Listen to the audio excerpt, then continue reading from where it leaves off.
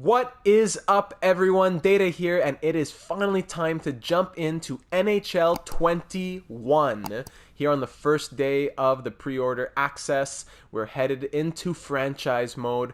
I just want to look quickly at an overview of franchise mode, what the new features look like, how it plays. Ooh, this menu is going smooth like butter.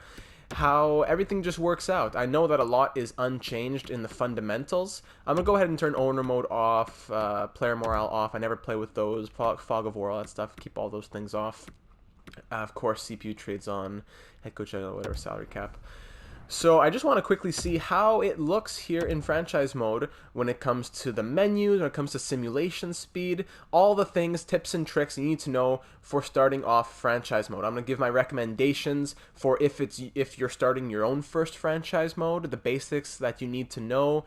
Of course, it requires probably a basic knowledge of hockey, but you can go by the overalls. You don't necessarily have to know who's good and who's not. We're going to take a look at all teams and their players and the trade value associated with each player. Pretty much everything that you would want to see in franchise mode if you haven't been able to get your hands on it yet yourself.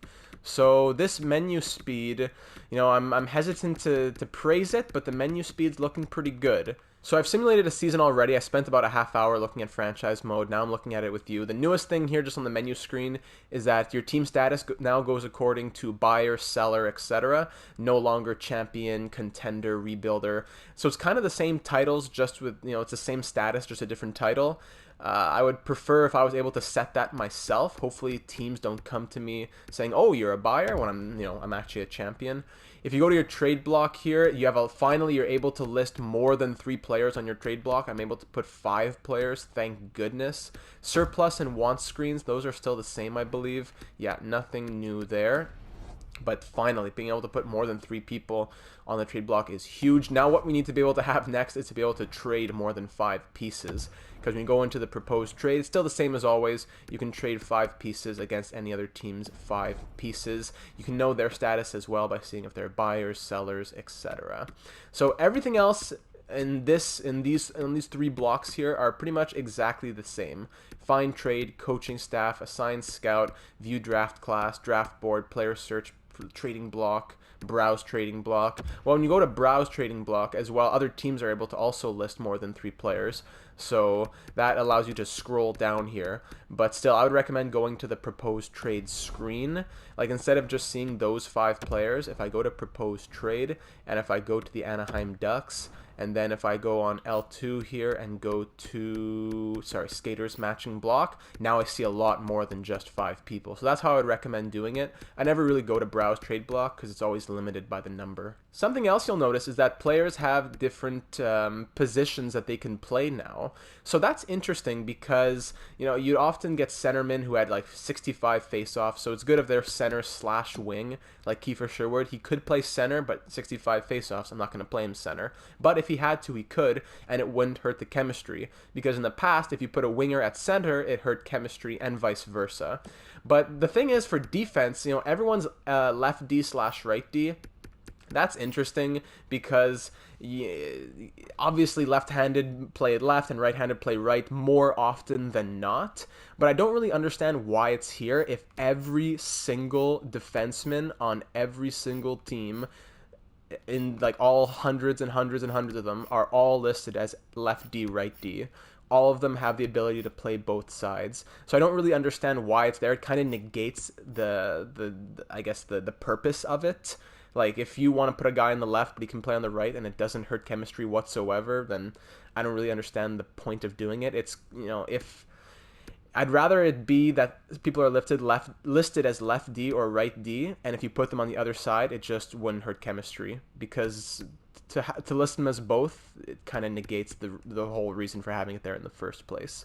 So I'll get deeper into trade value in a little bit. If you're interested in seeing what your favorite team's trade value is of the players or players in general, who the easiest players to trade for may be, we'll be getting into that later on. Obviously, these rosters are still not set, so that's why it's impossible to do a franchise mode as of now.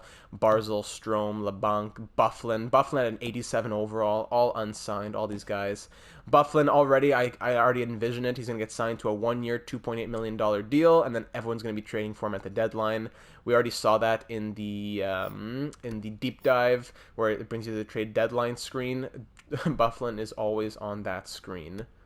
Is Andrew Ladd bought out in real life? Why is Andrew Ladd here? I don't know.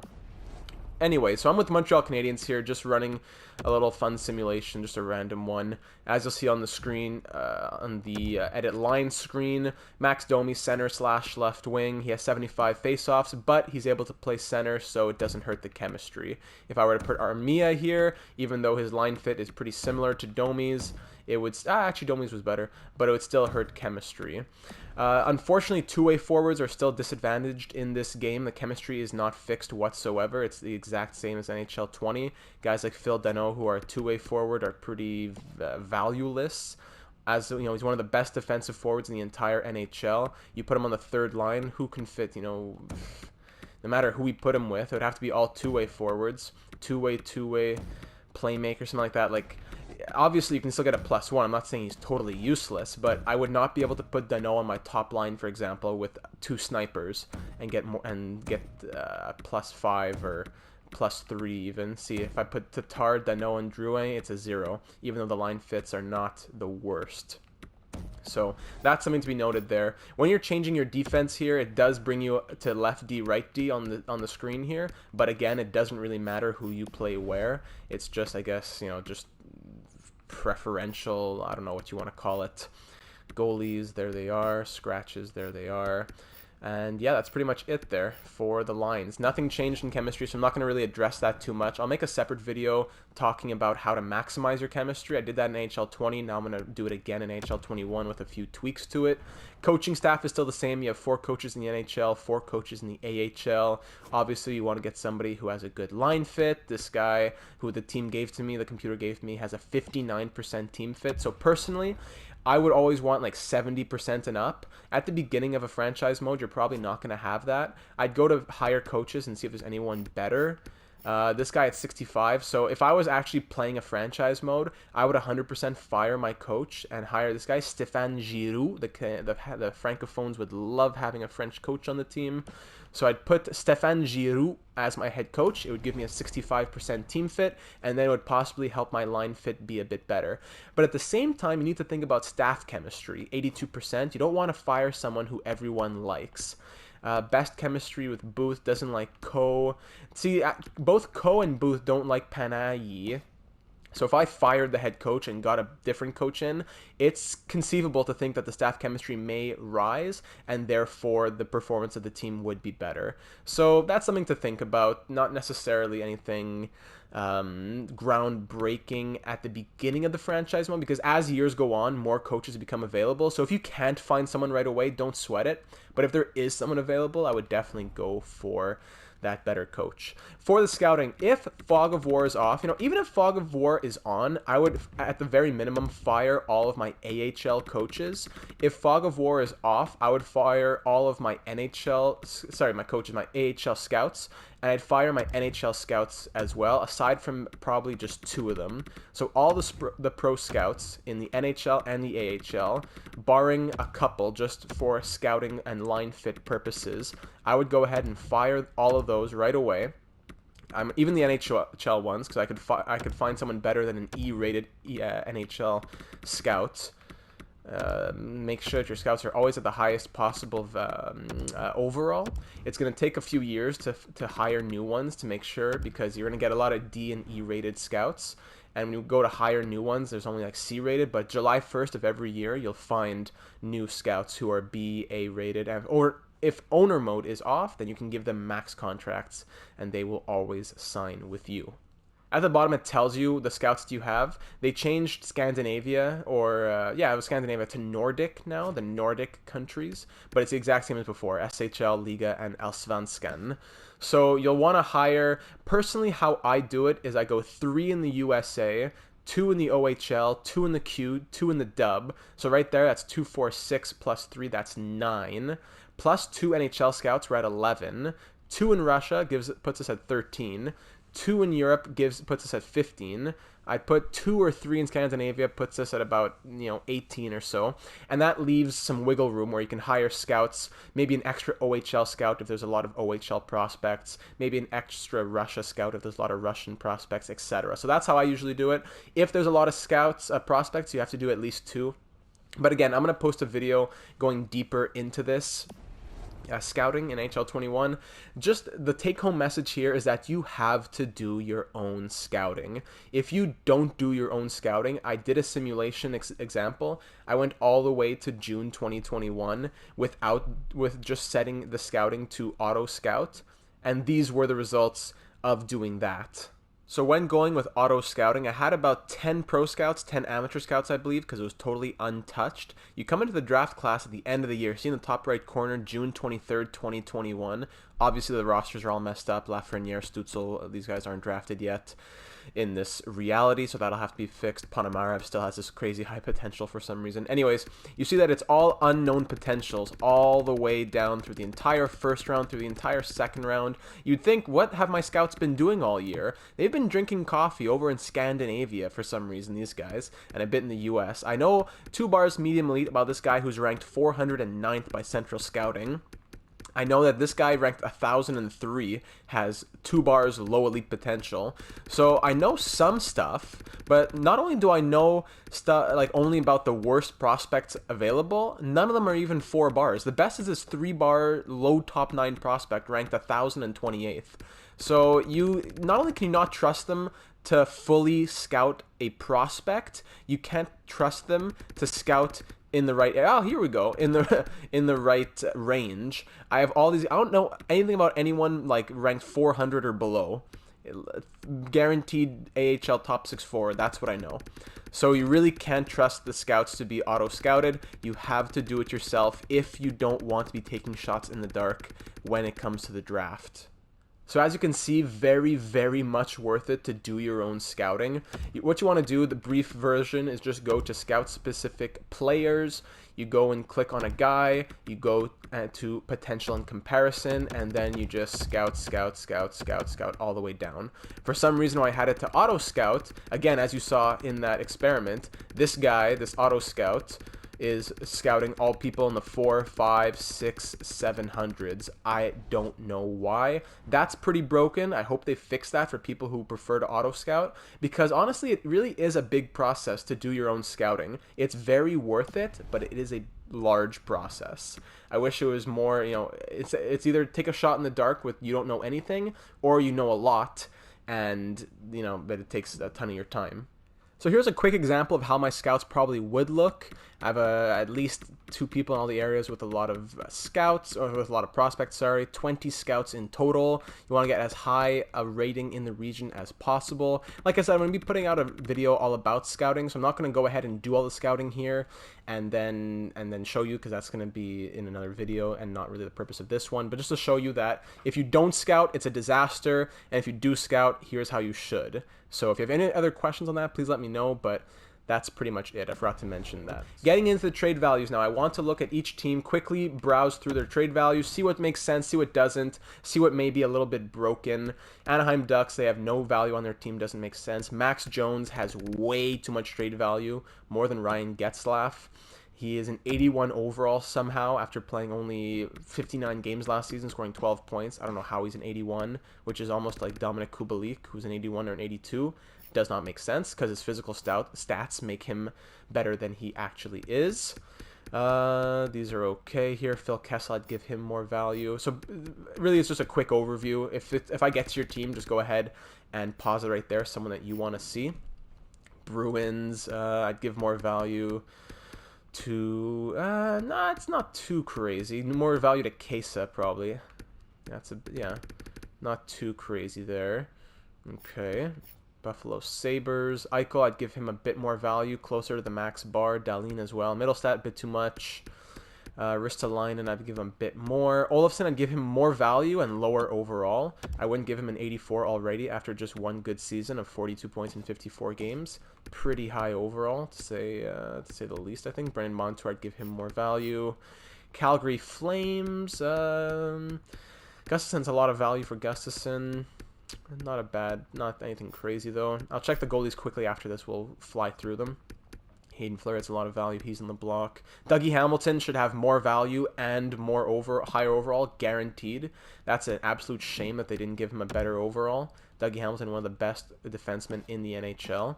I'm glad they finally put some respect on Slavin though, up in 86 overall. At least there's some respect for the poor guy. Jake Bean, not too much value still, so that's still a target for many people probably. They're going to go after Jake Bean, who still has 85 offensive awareness out of the gate. Chicago Blackhawks, Kane, Boquist, yeah, those are good. Taze, I'd give him a little bit more. I know his contract hurts him, and that has to be considered as well. Kubalik, that's an absolute shame that he has 81 overall and that little trade value. Does not make sense after being a nominee for the Calder Trophy, and especially considering what Victor Olofsson has. Colorado Avalanche, I'd give their prospects a little bit more. I'd give like Bowers, I guess it's pretty fair. Graves, I'm glad that his value has gone up a bit. I'd still probably give it a bit more. Columbus, Dubois, Werenski, Jones, all the big boys. Ryan Murray, who got traded for a 5th round pick. Bovara Louis. Atkinson, I'd give him more value, even though the contract is bad. Savard, to give him some more value. I think they factor in the contract a bit too much in NHL. Radulov, Lindell, Pavelski, Rupe Hintz, I don't know, I guess he's because of an RFA status. See, as always, Ty Dellandrea and Thomas Harley are both on the block. I don't know how these guys, if they don't grow the same as NHL 20, that's a huge disappointment, but I don't know, why are these guys always on the block? They're good prospects. They're both first-round picks. Why does the game never let them grow? The poor guys. Detroit Red Wings, Mantha, Moritz Seider could even have higher value than that. Not bad.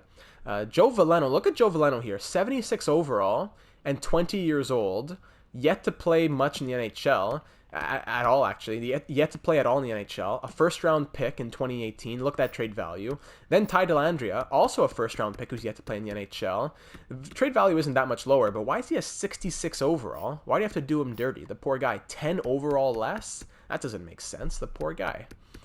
Bertuzzi, I'd give him higher value. Fabry, higher value. So, I'd tweak all these a little bit, but nothing's crazy so far aside from it's more the overalls that I'm upset with than the trade value.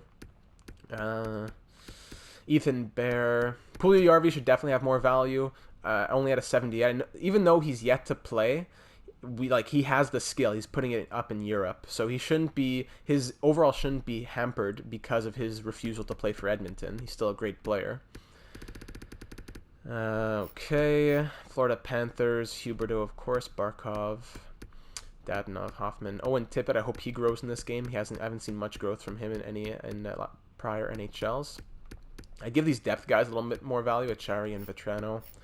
LA Kings, yeah, pretty much Doughty and Kopitar, and that's it. I'd give Velarde a little bit more value. He's an underrated prospect, I feel. Yafalo. Yeah, these guys, they're when your team is poorly performing, you get slapped with some terrible trade value. Minnesota Wild. Dumba. Wow, that's it? Dumba? That's the highest guy. Spurgeon, again, his contract kills him. So valuable, but the contract kills him. Kunin, who's gone, who got traded for Nick Bonino. Brodin, he should be much higher as well.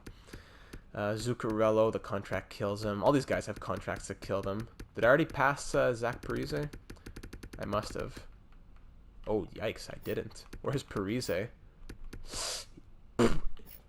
0 trade value. Povra Zach. That's tough. Predators, Yosef. Dante Fabro. That's a lot of trade value for Dante Fabro. I'm a big Dante Fabro fan. He's going to be a fantastic defenseman, but higher value than Ryan Ellis? I don't know about that. Eli Tolvanen looking great as always. We love Eli Tolvanen here on this channel. Matt Duchene, Ekholm. I'd give higher value to a bunch of these guys. Colton Sissons, less value. Victor Arvidsson, more. Victor Arvidsson should have more value than Colton Sissons. That's what I think. Meanwhile, Turris is bought out in Edmonton now. Okay.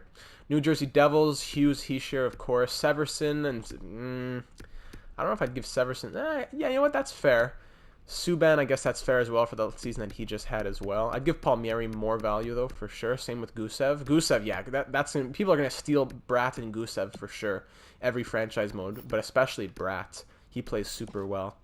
So that's going to be a steal right there for people. Gusev and Bratt, no trade value on them. New York Islanders, Barzal, always on the block, every single franchise mode. I was hoping that he wouldn't be when I got here, but here he is. Always on the trade block. I've seen in my last simulation he wasn't on the block, and Bailey, Letty, and Nelson were. So that's like, it's very common that you see that in the last franchise mode. New York Islanders are always sellers.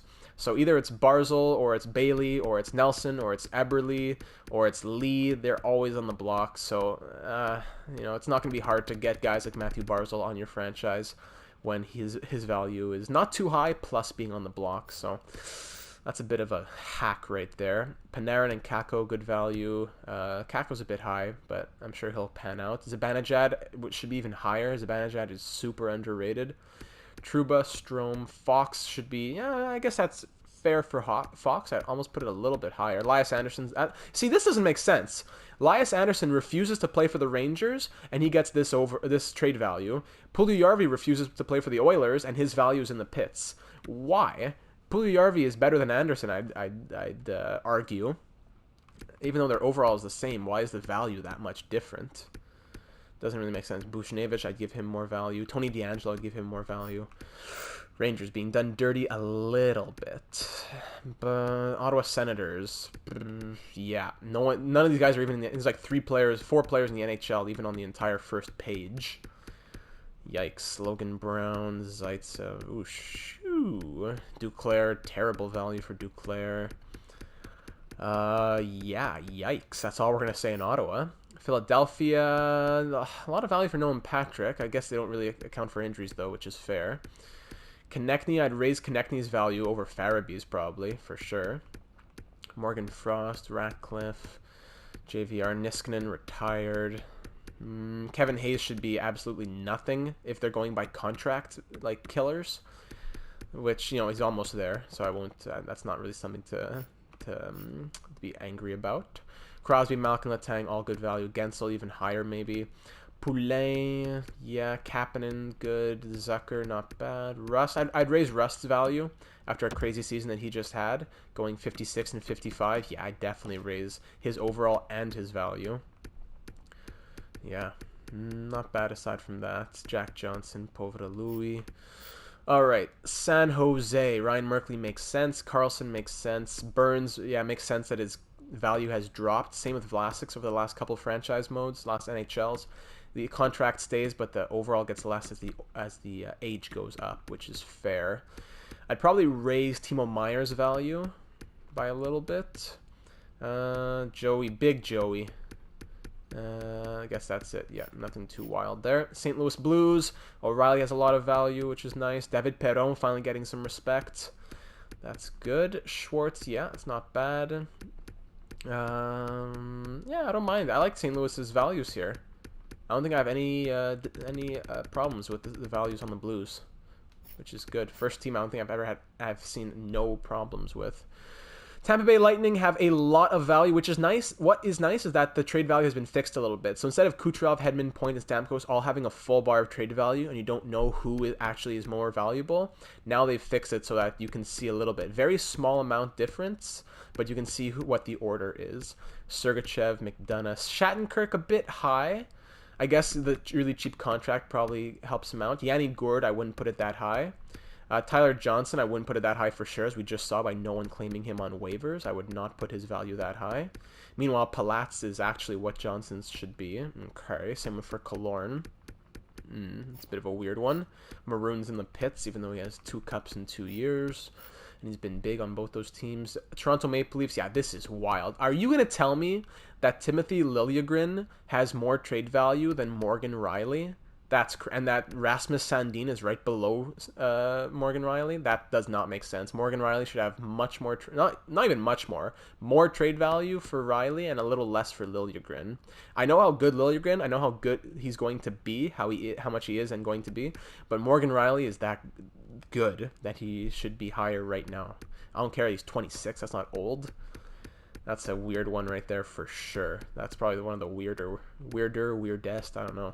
Andreas Janssen has been disrespected down there. Okay, Toronto Maple Leafs, I wouldn't give them a pass on this one. That's like so and frustrating that I failed them right there on the trade value. Vancouver Canucks, these all make sense. I probably maybe low. No, it all makes sense. All makes sense. You Levy, Woo. Maybe I'd lower Jet Woo a little bit. Toffoli, I'd probably raise him a bit. Is it Toffoli or Toffoli? I've heard both. The Italians say Toffoli, but is Tyler Toffoli Italian? Is he proud Italian, or is he Americanized his name to Toffoli? I don't know. Montreal Canadian legend now. Happy to have him on the team. Vegas Golden Knights. I'd raise these. I would raise these. Marchessault a bit higher. Carlson's good. Pacioretty a bit higher. Shea Theodore has to be higher. One of the most underrated defensemen in the entire NHL. Shea Theodore definitely has to be higher than that. Alex Tuch definitely higher than 83 with that value as well. Come on. That's disrespectful. You know what? 52 and 74 was great. 17 and 42, yikes. Injuries were a big part of last season, but I don't know. Jury's still out on him, I guess. Where's, did I already pass him? Where's Nate Schmidt? Again, one of the more underrated defensemen in the NHL. Yeah, he's there. I'd raise his value a bit. And Washington Capitals. Ovechkin, great. Finally, they don't say, oh, he's 34, half trade bar value. Finally, they realize how good he is still in this game. Dmitry Orlov, it's pretty high value. Varane, I'd probably raise it a little bit. Dylan Sprong, I'd raise him a little bit. Kovalchuk's there. Okay, yeah, not too bad. Last but not least, the Winnipeg Jets. Yeah, these are good. These are good. I'd even raise Wheeler a little bit to be more on the same page as Connor. That's when I say a little bit, that's how much I mean. Like I'm not saying a quarter of the bar. I'm saying very little bit. Pionk, that's good. Pionk getting some respect on his name. Hinola, another prospect who's always on the block and never grows every franchise mode. Same with Green. Green grows a bit, but he's always on the block. That's pretty much it. All right, so now we're going to just fly through the goalies here. They've said that they've lowered trade value for goalies, so I'm hoping not to see really good guys in the pits. John Gibson, that's a good value for him. Kemper and Ranta, I guess that's fair. Yeah, that's fair. Both 85s. Rask, that's fair. Linus Allmark, disrespected with like no trade value. We know how well Linus Allmark simulates. If you saw the Buffalo Sabres franchise mode, the guy single-handedly led us to 2 Stanley Cups. So I'd put it not because of the franchise mode, but because of how he's the starter in Buffalo. I'd give him some more value than that, a little bit more. Say like put him at the value of David Rittich and put David Rittich at the value of Antti Ranta. You know, it doesn't make sense that David Rittich, the starter of the Calgary Flames, 28 years old on a fantastic contract, has won 57 games in the past 2 seasons, 30 wins last year, and he's not going to get more value than that.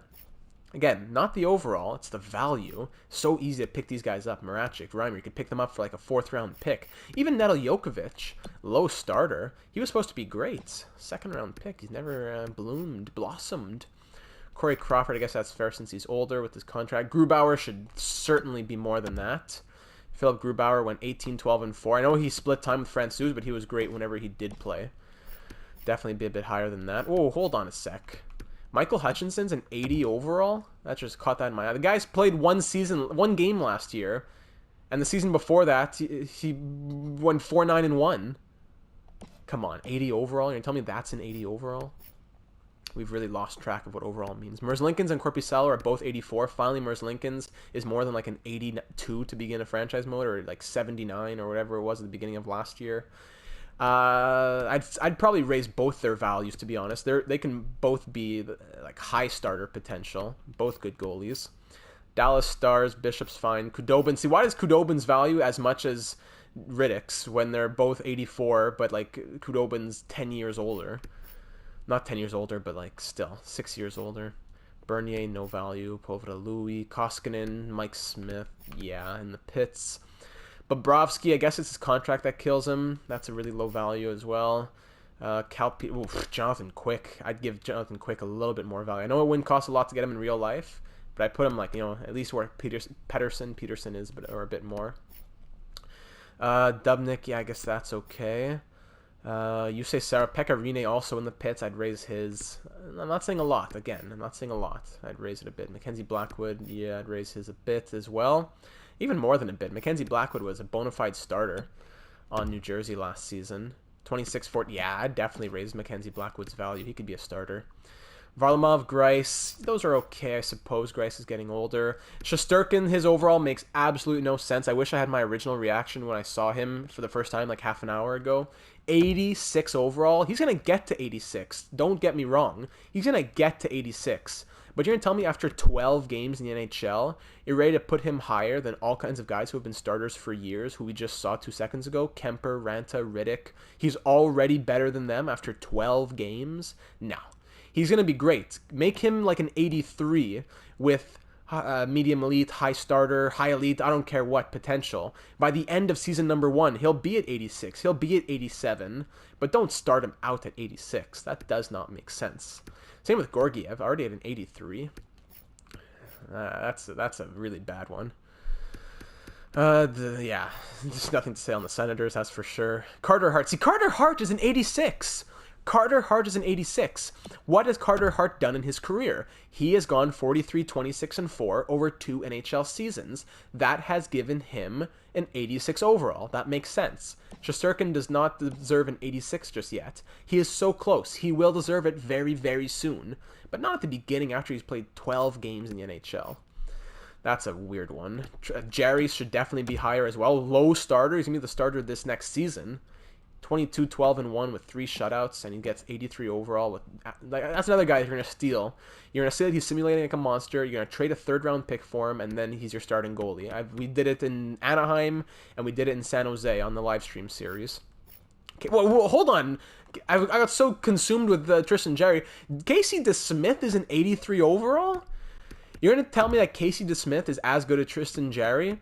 After he went, he had good numbers as well, but 15, 11, and 5. Not even last season, but 2 years ago? That's what you're going to tell me is also an 83? Like, I don't want to say that there's recency bias and that Tristan Jarry should be higher because he had only 1 good season. But, like, make Jarry an 84. Or, you know what? Keep him as an 83, but raise his value. Put DeSmith at an 81. Something like that. I wouldn't say that they're equals. Aaron Dell an 82. Jones at an 83. Yeah, same as last year. Binnington at an 86 is fine. Again, Binnington at an 86, guy has a Stanley Cup, and he's what has he done now? 55, 18, and 8. You're gonna tell me he's the same as Shesterkin? Don't give me that garbage. Vasilevsky has the most value of any goalie for sure. That's good. Frederik Anderson, yeah, that's good value. I'd probably lower it a bit. Like, I wouldn't lower it if I just saw it for the first time, but if all things considered, comparatively, I'd lower his value. Markstrom, that's good. Thatcher Demko, are you serious? 81 overall? He's going to be the starter this year? Not actually, Braden Holtby's going to be the starter. He's going to be the starter next year in 2022, 2023. And you're going to tell me, or it's hard, depends, because the season's starting in 2021, whatever. You're going to tell me that Demko, after the season, that whenever Holtby goes to Seattle or whatever, you're going to tell me that Demko is an 81 overall at 24 years old after that performance in the playoffs as well? Again, either we go with recency bias or we don't. Shesterkin played amazing, 86. Demko played amazing, 81. You can't have both. You can't pick and choose. It's one or the other. Vancouver, Vegas Golden Knights, yeah, these are fair. Fleury would be even higher, but I guess age and contract kills him. Fleury, but the Hall of Famer, love the flower. Holtby, yeah, that's good. I'd raise Samsonov's, to be honest. That's okay though. And Hellebuck finally gets some respect at a 90 overall with good trade value. So those are all the trade values and my thoughts on them. Oh, sorry, I forgot the Montreal Canadiens. Since we are the Montreal Canadiens, I didn't go and look at them. I would assume it's like Kotkaniemi, Suzuki. Yeah, Kotkaniemi has a lot of trade value, finally. A couple NHLs ago, he was in the pits. Drouin at medium league potential at that value is a joke. He should be like medium top 6, if like that's, and even that's a bit of a stretch with less value. Domi, Weber, Petrie should have more value than that for sure. Danault should have more value. Again, there's no value for a two-way forward, unfortunately. Gallagher a bit more value, Suzuki a bit more value. Tatar, that's okay. Mete, way too much value for Mete. Lower Victor Mete's value by a lot. And aside from that, that's pretty good. I'd raise Chiarot's value as well. And his overall. That's pretty much it. I know a bit more about the Canadians than other teams, so I can be a bit more in-depth on these guys, but some of these are too low and some of these are too high. That is for certain. Goalies, Carey Price. I'd give him more value. I guess, again, age and contract. Age and contract is the killer. And I'd raise the value on Caden Primo. He's going to be a starter who you can get for a 3rd-round pick again, who can be in your net. And as well, draft picks, trade value of draft picks. So at the beginning of the season, I can't go and trade like Joel Edmondson, for example, or like not Brett Kulak, but let's say Joel Edmondson, an 81 overall defenseman. If I went to find trade in NHL 20, I'd be getting offers of first round picks for him. So good thing is that off the bat at the beginning of the season, all teams have much. Even the Bruins, who are like one of the best teams, even their first round pick has much more value than it would have before. So you can't just fleece first round picks from teams. Second round picks have like double the value of a first round pick last season. So you can't just fleece teams like that anymore. For example, if I were to go to find trade for Joel Edmondson, who I have gotten a first round pick for Joel Edmondson before on franchise modes in the past. I believe it was on the Anaheim one. And he even has more trade value than he did in NHL 20. If I went to find trade, the options for him would be a fourth round. Let me see just of draft picks. Any offers just of picks? 2 third-round picks from the Avalanche right there. If I can't get a first, I can't get a second. I can get a third and a fourth. So finally, I could get a second and a fourth from the Canucks. Okay, that's the best I could get. So no more first-round picks, 2 second-round picks for players who are expendable like that. So last thing I think I'm going to cover here are contract extensions. If we go to all expiring, Brendan Gallagher, he wants 5.5 for 3 years. 85% of that is 4.75. So if we offer him exactly 4.75, which is 85% of what he's asking, and he does want to extend, if the 85% rule is still in effect, he should accept that no problem. So this is a little experiment to see, is the I want to extend, I will take 85% of what I'm asking for, a rule or glitch, whatever you want to call it, still in effect.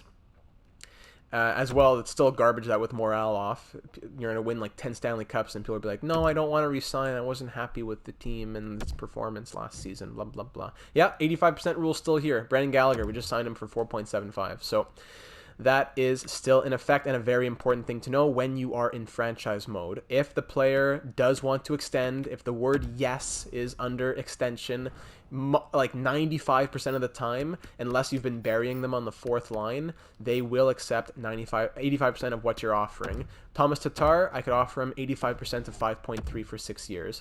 Deneau, 85% of 5.7, and of course that changes. 7 years, it would be 85% of 6.375.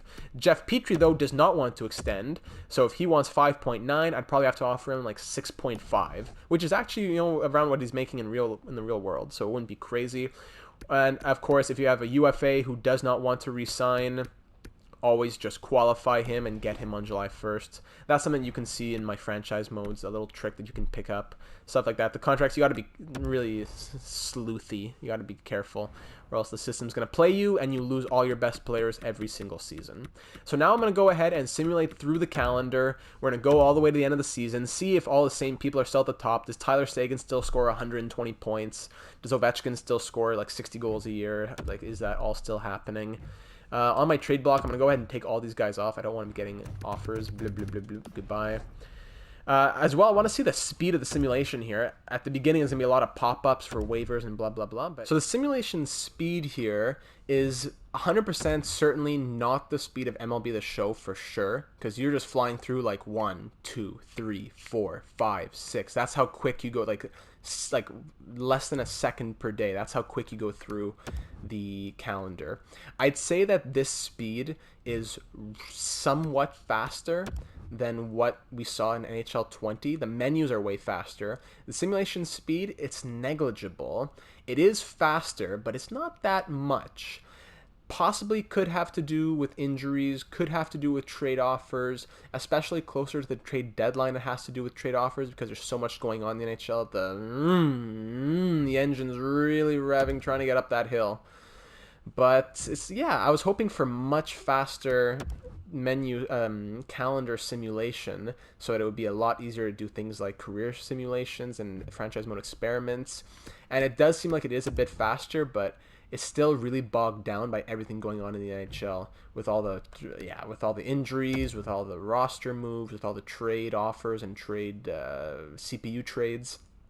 Like I said, I do notice that it is a bit faster, but could just be mind games going on and it's not faster at all. I don't think I really would say that this is a big difference. So here we are up at the trade deadline. Here is the trade deadline game that everyone's been looking forward to. I am a seller, conservative buyer, or keep current trade block. Now, what I don't like is that it doesn't remind you of your current status. Like, I believe we had like 30 wins, 15 losses or something, so it doesn't really... I would prefer if it reminded me, or if it didn't take up this whole screen. I'm going to say I'm a buyer, because I believe we are.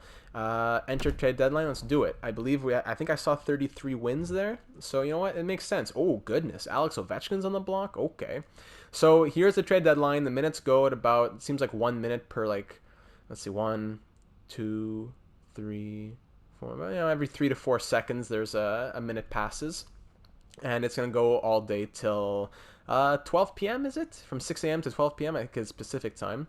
So, of course, classic Barzal on the block. All these guys with 1 year left. Yeah, here he is, Dustin Byfuglien. There he is with his 1 year deal. Holtby, Fleury, Logan Couture is on the block. Interesting. So what I do like about this game, Ryan Nugent-Hopkins, Corey Crawford, oh yeah. What I do like is that not only does it give me proposed trade, find trade, trade block, it also gives me the draft board, so I can go see if I want to trade my pick, who might be there, who do I want to look for, like, is it really, like, would it be bad if I traded my pick? And there's also Stats Central. It allows me to go and look at the entire NHL. I don't need to be like, oh, I forget, I didn't memorize the top 100 scorers in this virtual world. You're allowed to go and finally look, as opposed to prior trade deadline games or anything. So McKinnon, 80 points, yeah, killing it, exactly. All these guys, yeah, exactly. Spurgeon just got traded at the bottom. So the trade alerts at the bottom are key as well.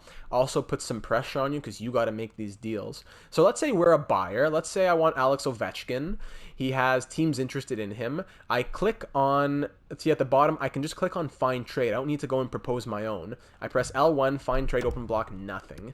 Pits. Taylor Hall, anything? Okay, there's something. Taylor Hall, 2 first-round picks, and Jesse Ylönen. You know what? Why not? Let's just do it for the game. I'll press accept trade.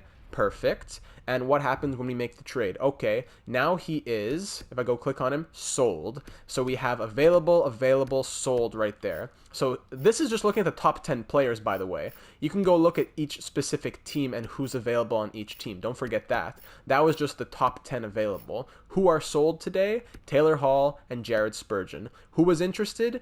Lightning, Hurricanes, Flyers, but the Canadians got him. Bang, right there. And you can look on the right stick to look at his quick stats as well without looking at the entire league. And look who just popped up. Ryan Strome, bang.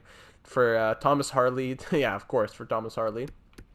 Just look at the stats quick, just like that. So he has 55 points in 61 games. Bienvenue les Canadiens de Montréal. Everyone's going to be happy that we finally got Taylor Hall. We couldn't get him in free agency. And then, of course, you have off the market. People, okay, look at this right here. Strome, Kubalik, and Kajula. They were on the market. They didn't get traded. They're still on the Hawks. They are now off the market. So I could still trade for them, but they would cost way more than they would have if they were on the block. Oh, I just got an incoming trade offer. Paling and a second for Gusev and a third? That's not a bad deal. I'd probably do that, but I'm not looking to do anything. But it's interesting that trades just pop up just like that. Just come on your screen like your phone just rang, bang. Team wants to make a trade with you. Trade summary as well. That'll give you the whole, all the list of all the trades in the league.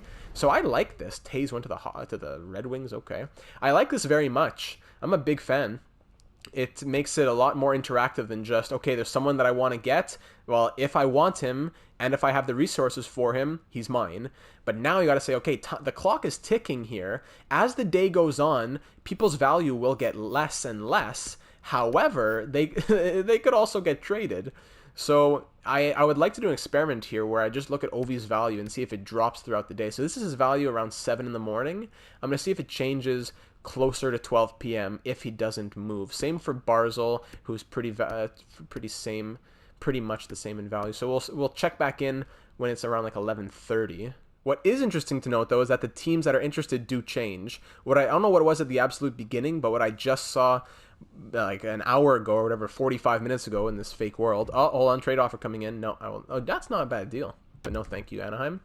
It was the Hurricanes, the Knights, and the Flyers. Now it's the Hurricanes, the Leafs, and the Flyers. So if there's more than 3 teams interested, I don't know how the order goes there, but the teams interested, who's in, who's out, does change. At the bottom, you have the goals leader, the points leaders, things all going by. So I really like this very much. Hall, Fleury was traded. Doesn't tell me where. It says he was sold. Vander Kane, Eric Stahl, Spurgeon, all these guys were traded, really. So if you want to know who went where, you just go to trade summary and check it out. I'm actually going to go ahead and end the experiment here, actually, because each hour takes 3 minutes. So I'd have to sit here for another like 6 minutes just to get another couple hours done. So I'm trying to get this video done here. I'm trying to get this out to the nation, to the masses here. So an hour and a half later, Ovechkin's value still seems to be the same. If it dropped, it was so small that we couldn't even notice. Same for Barzal. So I'd say that, I guess for the biggest boys, I don't think it changes that much. For someone like, I don't know, Holtby here, oh, trade alert down there.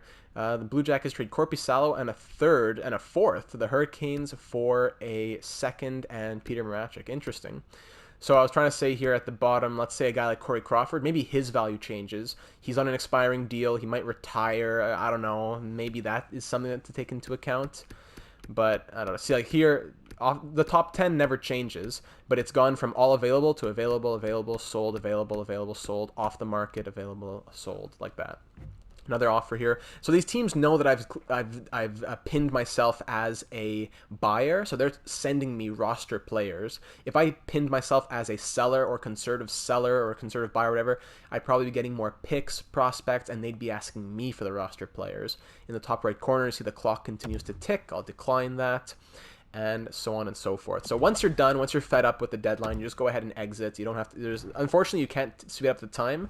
I think that would be a lot better if you could just press like ×8.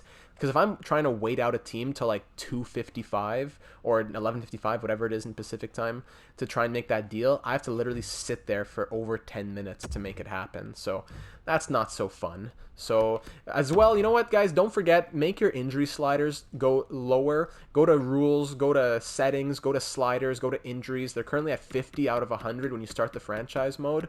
I've had so many injuries. I just keep pressing best lines. But if you were actually fixing your lines each time, you'd have a heart attack.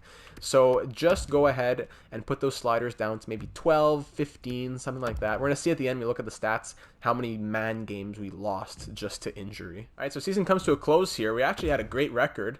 The last simulation that I did, we finished 9th worst in the NHL. Now we go 44, 24, and 14. Okay. Taylor Hall probably helped out there. So we just want to look at regular season stats here. Taylor Hall, 72 points. Great job for him.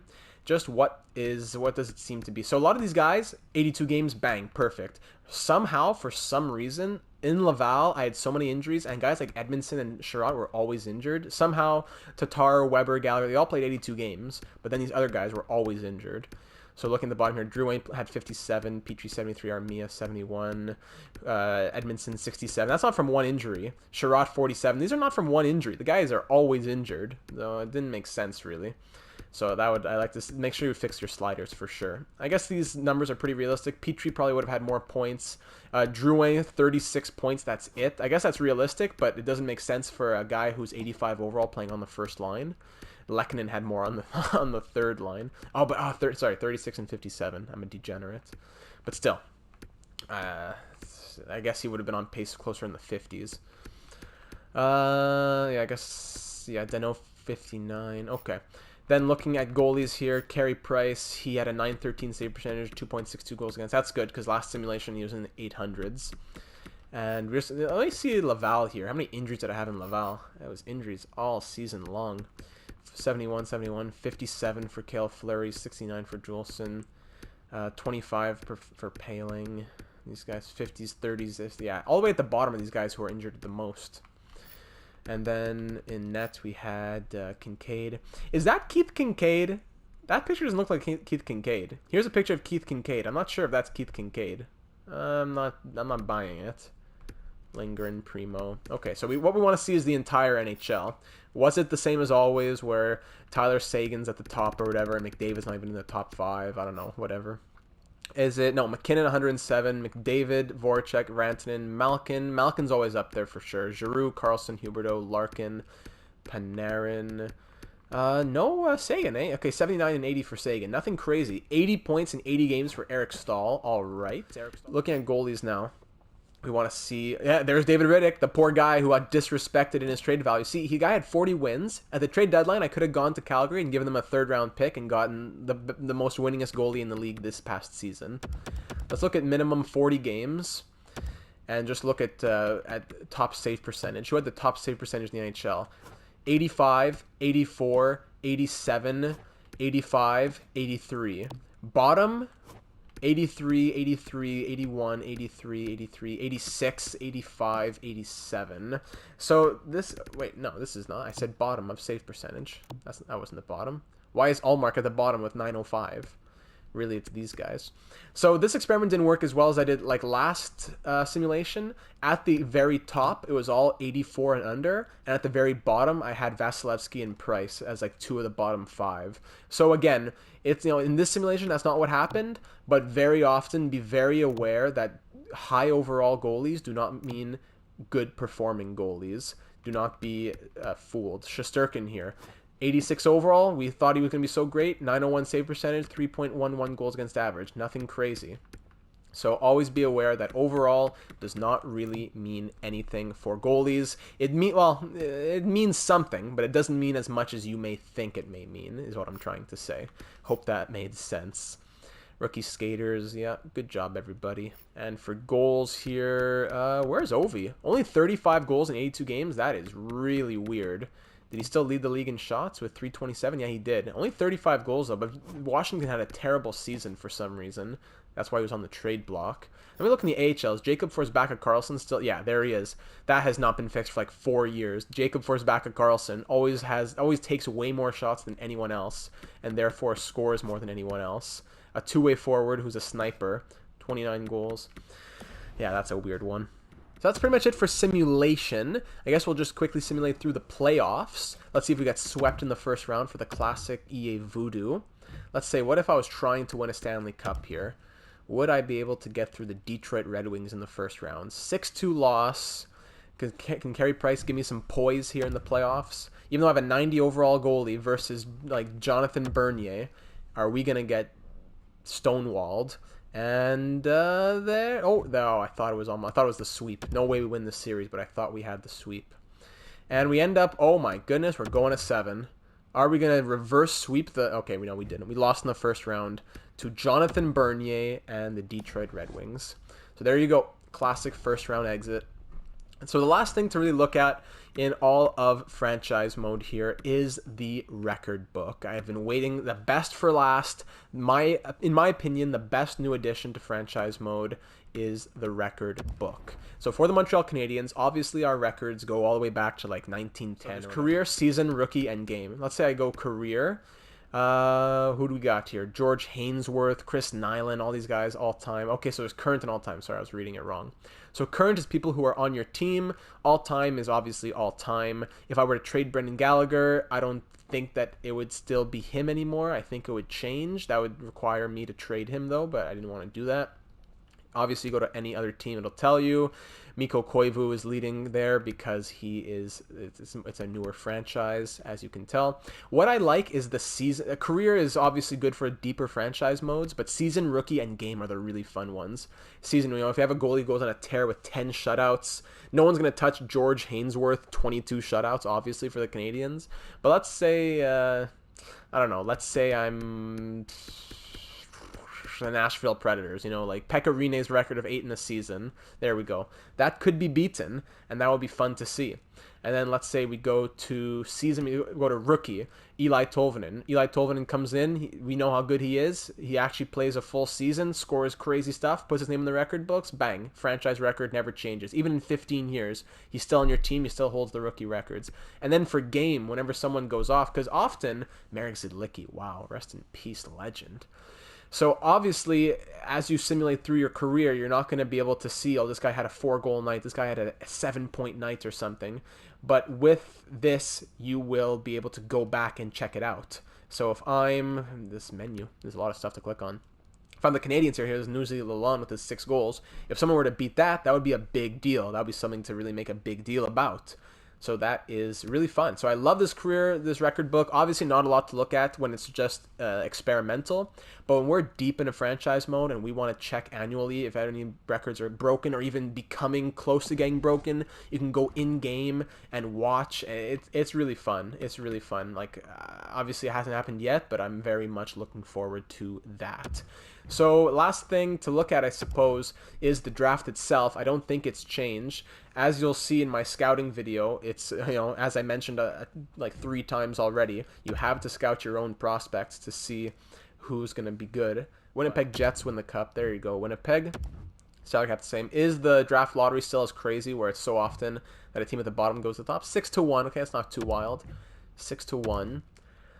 And then it'll bring you to the draft interviews, stuff they don't really care about, retired players, Marion hosted, okay, all the guys that you would expect. Good. I really hope, I doubt it, I'm not hopeful at all, but I hope that, that players who are good, so like 90 overall, 35 years old, are not retiring anymore. I wish that would get fixed a bit.